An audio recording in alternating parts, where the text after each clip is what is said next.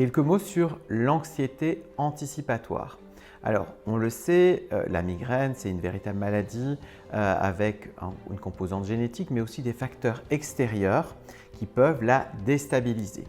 Et notamment, l'anxiété anticipatoire peut favoriser la survenue d'une crise. Alors, qu'est-ce que c'est l'anxiété anticipatoire? C'est le fait que finalement, si on est persuadé que quelque chose va arriver, on se met dans un état de stress interne qui va favoriser la survenue de cette chose.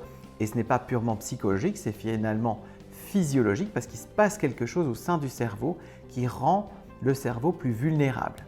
En gros, si je fais très simple, si jamais un patient me dit « mais moi docteur, dès que je bois un verre d'alcool, j'ai une crise », eh bien si vous lui tendez un verre d'alcool et que vous lui dites « tenez, buvez-le », il va vous dire « non docteur, je ne vais pas le boire, je vais avoir une crise, buvez-le, buvez-le ». Il le boit, il a une crise et en fait, il n'y avait pas d'alcool dans ce verre. C'était un verre de bière sans alcool par exemple.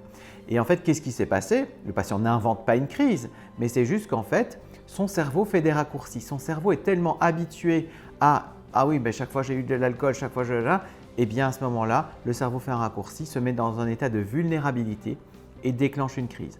C'est un petit peu le principe du chien de Pavlov, si vous vous souvenez, ce chien à qui on montrait un steak et en même temps on faisait aller une cloche et finalement c'était tellement répété qu'il suffisait de faire aller la cloche et il commençait déjà à saliver puisque son cerveau faisait un raccourci.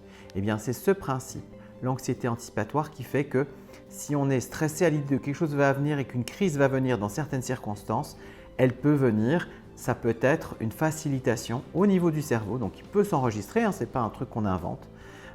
Mais heureusement, il y a des techniques sur lesquelles on peut travailler pour reprogrammer le cerveau. C'est ce qu'on appelle les thérapies cognitivo-comportementales, on en reparlera.